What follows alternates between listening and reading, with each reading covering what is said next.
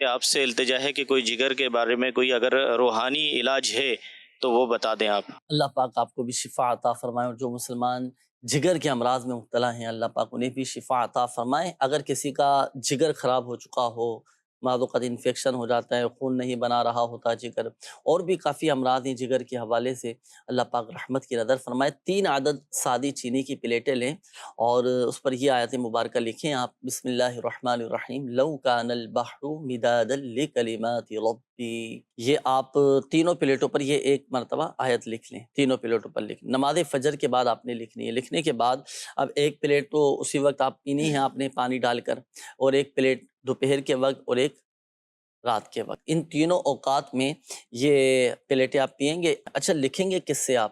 دیکھیں زردئی رنگ یا زعفران، اگر یہ آپ کو میسر آ جائے، آسانی سے مل جائے تو اس سے لکھ لیں آپ، اور اگر بالفرض زردئی رنگ بھی نہیں ہے، زعفران بھی نہیں ہے، تو کسی بھی عام پوائنٹر سے، مارکر سے، انمٹ سیاہی سے آپ یہ لکھ لیں، تو یہ پھر آپ استعمال کریں، الحمدللہ سے جگر کے جو بھی امراض ہیں وہ آپ کی دور ہو جائیں گے۔